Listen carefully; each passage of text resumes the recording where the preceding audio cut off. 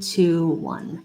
And we are live. All right. So we have Richard Ma here, CEO of Quantstamp, and he'll be doing a talk on surviving DeFi, flash loans, and economic attacks. Can you guys confirm that you can hear him once he starts speaking? Hello, hello. Can you hear me? Okay. I guess I will start. So, hi, I'm Richard Ma. I'm the CEO of Quantstamp, and I'm gonna talk about flash loans and economic attacks from kind of like a first principles basis. So, cool. Hidden forces says Audi God. Great. Cool. So it's kind of like I'm going to explain it for first principles. So an automated market maker for people is it's like a decentralized exchange. You have usually two pools of assets. So and when you exchange the two pools of assets, it's based on a formula. So however much assets in the pool, that determines your exchange rate. So in this very simple example, we have a AMM that has 500 DAI and 500 USDC. So if you were to exchange DAI for USDC, then it's like a one-to-one exchange rate. Now, if we increase the amount of DAI in the pool, so we made it 4,000 DAI or 2,000 DAI, then the exchange rate in the AMM changes. So DAI is now cheaper because there's more DAI in the pool. So now it's 4-to-1. And really, like the AMM, it has this curve, so it determines the pricing of the two assets. So when one asset gets scarcer, then the price of it relative to the other asset grows.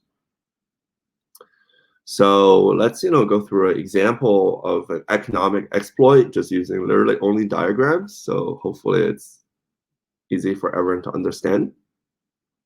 So let's say we had two people, Alice and Mallory, and they both put their assets into a single asset aggregator. So they both put DAI into like a yield aggregator. So yield aggregators are like, for example, Yearn or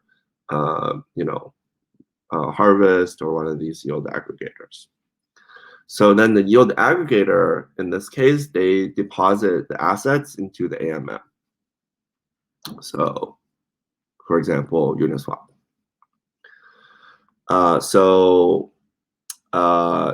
First, Alice comes and puts 50 DAI in. So the aggregator needs to give her 50 aggregator tokens to represent her deposit. So that's that part. And then the aggregator basically takes her DAI, splits it in half, and puts it into the AMM. So half of it gets traded to USDC. And let's just say that the ratio of the assets is roughly 1-to-1 right now. So before we go further, let's just look at a typical flash loan exploit. So right now we have Alice here. So let's see. So usually in like a typical economic exploit, someone would deposit into an aggregator and it invests into an AMM. And then attacker uses a large amount of funds to change the ratio of assets in the AMM. And then the attacker basically deposits into the aggregator and reverts the kind of change in price in the AMM and then withdraws from the aggregator. So let's just see this example. So now Mallory comes and Mallory does a really large trade where she swaps a lot of DAI for USDC. So instead of like having it be 1-to-1, now this pool, this AMM pool, it could be Uniswap or some smaller market maker like AMM. Now it's 4 DAI to 1 USDC. And the aggregator, it still holds these like 25 LP positions, but due to the change in price, it no longer represents, it used to be 25 DAI and 25 USDC, but because the price was manipulated, now this is 40 DAI and 10 USDC. So now the DAI is much cheaper. And then Mallory comes. So after manipulating this, then Mallory comes and puts in 50 DAI into the yield aggregator. And so Mallory also gets 50 aggregator tokens. But then basically the aggregator would also take her 50 DAI that she puts in and splits it in half.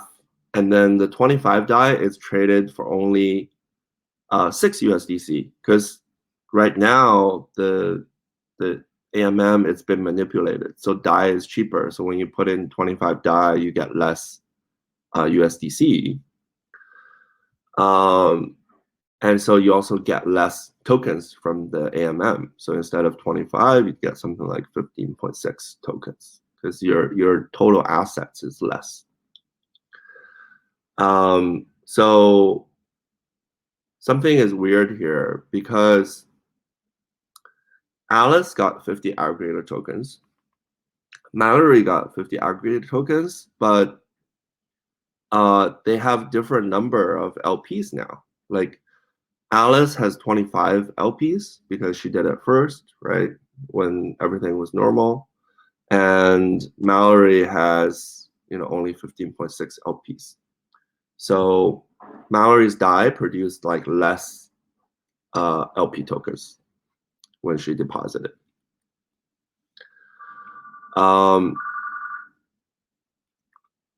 So now we're gonna move back the price. So she basically is going to repurchase the deposit. So to move back the price in the AMM. So Mallory can basically buy these really low shares for $18.75 profit, because DAI was artificially depressed. So Mallory comes and basically makes a profit on this side. And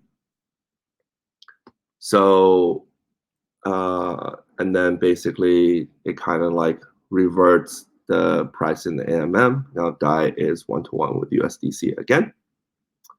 And the LP shares here still unchanged, because these are kind of like fixed after you deposit into the yield aggregator.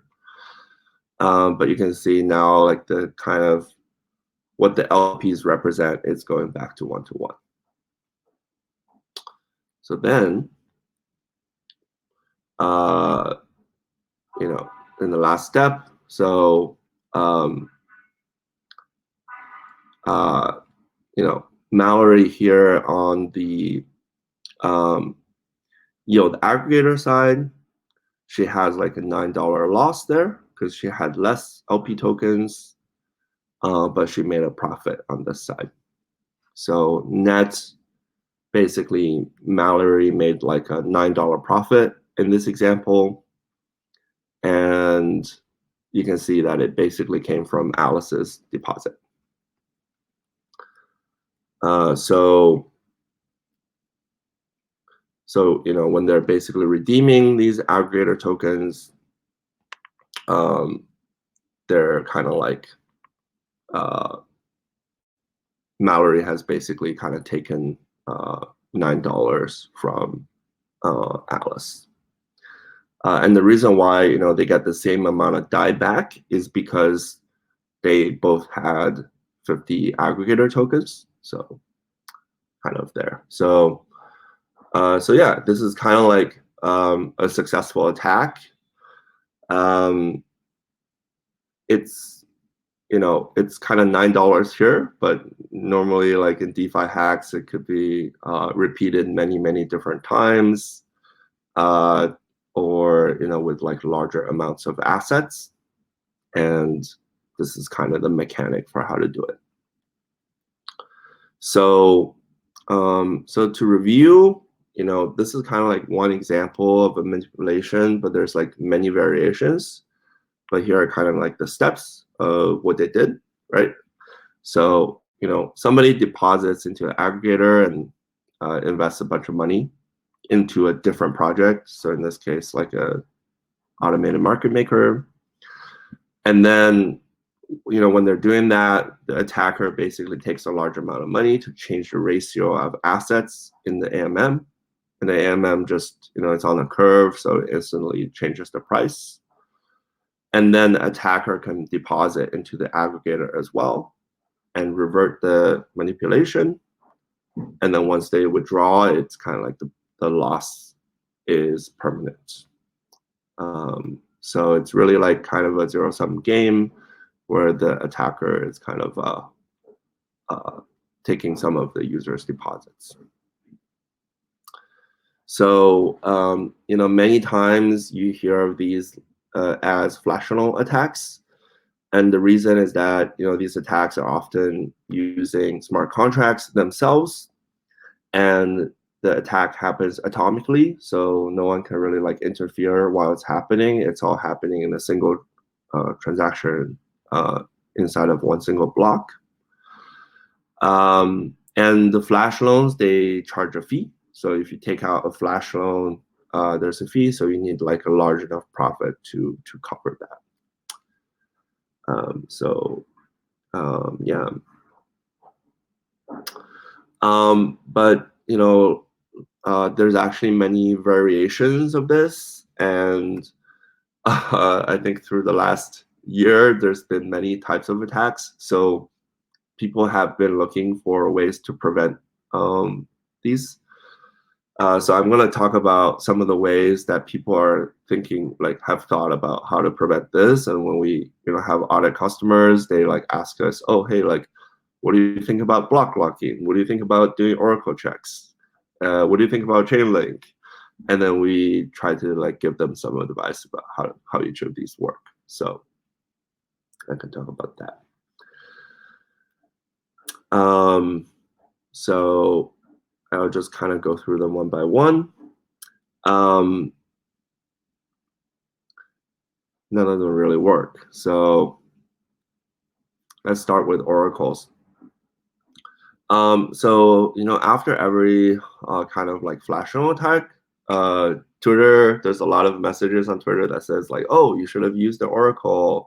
If you used the oracle, this attack would have never happened. So by oracle, what I mean is basically there's a smart contract that is on chain, and it holds some information that is obtained off chain. So the idea is that before you process the transaction, instead of just doing it blindly, you can also consult the oracle and double check that the price makes sense. So if the AMM price differs quite a bit from the oracle price, then you revert the transaction. So it doesn't happen, and this would prevent the attack. So I'm just gonna kind of talk through how this concept will work. But generally speaking, you can take some price that's from a centralized exchange, for example, Coinbase or Binance, and use that as another data point. So then the idea is, you can make this available, and that prevents it. So let's say that at T1 we have an oracle price. So at TX1 or like T0, this is the current price. And let's say we have a trade that moves the price by delta amounts. So at T1, the price kind of like is going up.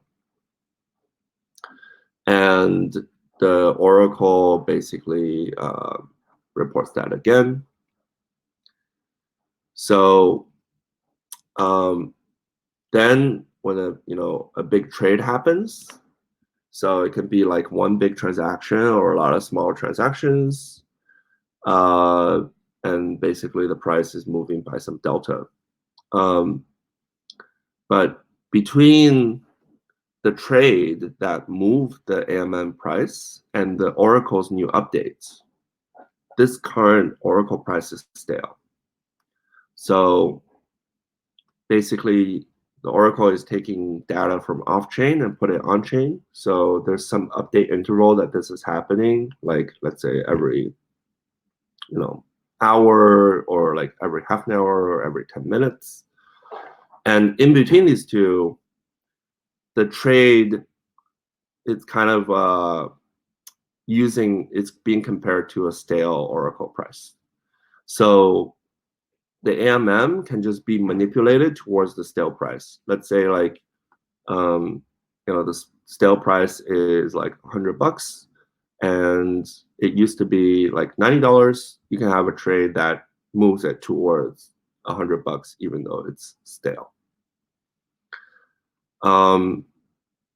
There's not really like a way to completely prevent this, because by definition, Oracle is always going to be stale. So whatever is the last on-chain record for the Oracle, it's always going to be stale. So there are going to be opportunity windows where you can manipulate it based on price moves. So that's kind of it's not like a complete cure for it.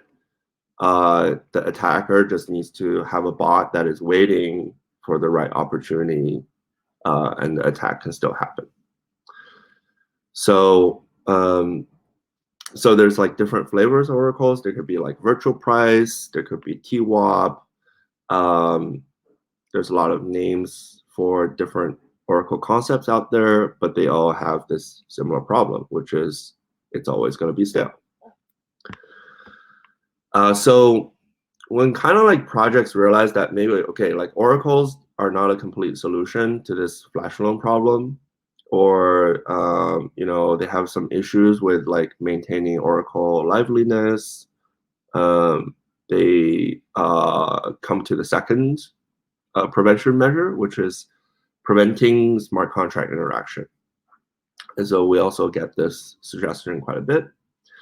So the idea is like, okay, well, we need flash loans to manipulate the market.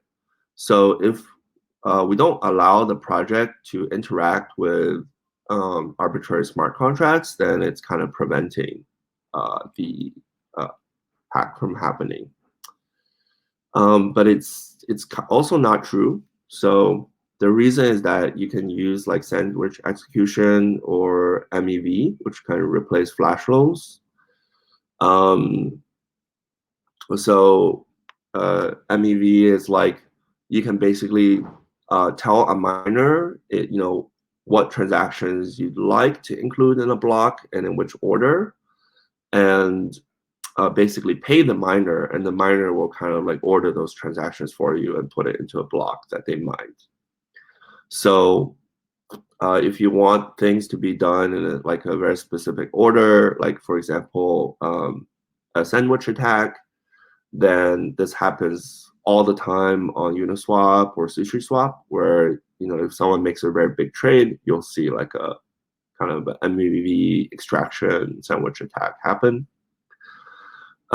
So that can basically be a replacement. So you just use bots instead of a smart contract, and you just need like kind of enough funds to perform the attack. But who has so much money? Who has $10 million to $300 million? Well, in the last year, there have been many hacks that have happened where hackers have stolen mid 8 digits to 9 digits of funds. So now we kind of live in a world where it's no longer safe to assume that hackers don't have access to tens to hundreds of millions of dollars because they've actually gotten those funds from previous exploits. So I think we need to basically drop that assumption that evil people don't have access to so much funds anymore. So, and there's kind of one bad side effect to this, which is if you prevent smart contract interaction, then you're also removing some benefits of like composability or having multi-sigs interact with your smart contracts, for example. Like if a Gnosis multi-sig wanted to use your project, now they couldn't because it's blocked, or they need to go message someone on your team to get whitelisted. So it's not super practical. And here's a list of some hacks that happened recently where quite a lot of funds were taken. So that's kind of that idea. So the third idea that people have is called block locking. So instead of just wholesale disabling smart contracts, okay, what if we can just prevent the attacker from interacting with your projects multiple times in the same block? Because in that first Flashloan example, everything happened in exactly one block. So what if we just prevent that, and maybe we can allow mitigate this types of attacks? So I'm going to kind of put the steps again, and you can kind of see why this might not work. So the attacker, so the first thing they need to do is manipulate like the external project, in this case AMM, make a deposit, restore the AMM balance, and collect the profits. So A to C, these three transactions, they're very time sensitive. But D, collect profits, it's not time sensitive. You can do it later. So and A and C, these are happening in an external project like Uniswap or SushiSwap or some other project. So out of steps A to C, the only transaction that is happening to your project is make a deposit. So the attacker doesn't necessarily need to do multiple transactions to your project in the same, in rapid succession. So this kind of idea, it doesn't work because they can just collect the profits after. So yeah. The fourth one is, okay, like what if we add some deposit and withdrawal fees? Because if you have like a big deposit fee or a medium-sized deposit fee, it can reduce the profitability of the attack because the hacker needs to put in a whole bunch of funds, like $500 million all at once or $300 million. And so if they get charged a fee by the protocol, it makes it harder to be profitable. But the issue is that you're not always depositing a large amount of funds into the protocol itself. So for example, in our example, in the beginning, you could be just using a large amount of money to manipulate the AMM. So you could be putting like hundreds of millions of dollars there to move the price around on the AMM. But in your actual project, you could just be depositing a lower amount. And so the aggregator pool itself can still be hit for millions of dollars in a single transaction, just due to the ability to manipulate some external source.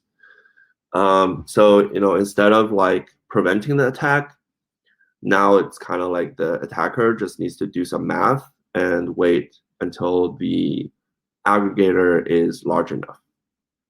And so we see this quite often where like there's a smaller project and we see it's possible to basically hack the project. So we'll like let the project know.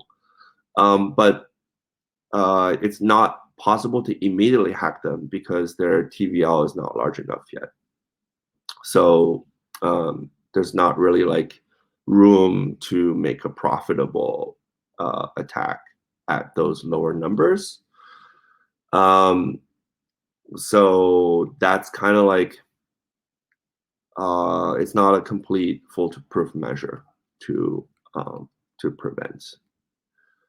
And then the last one is like limiting the deposit amount. So I actually think this one is like pretty good for an early on project.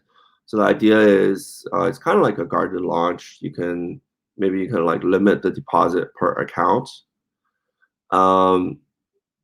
Instead of like allowing anyone to deposit like hundreds of millions of dollars all in one go, you can like deposit a lower amount. And I think projects that like initially launch, they should have some like 1 or 2 week period where they do this. But still, it's not foolproof. You can basically do the attack where you iterate and hit the pool repeatedly. And also like smart contracts can make like a very large number of accounts and attack through all of them at once.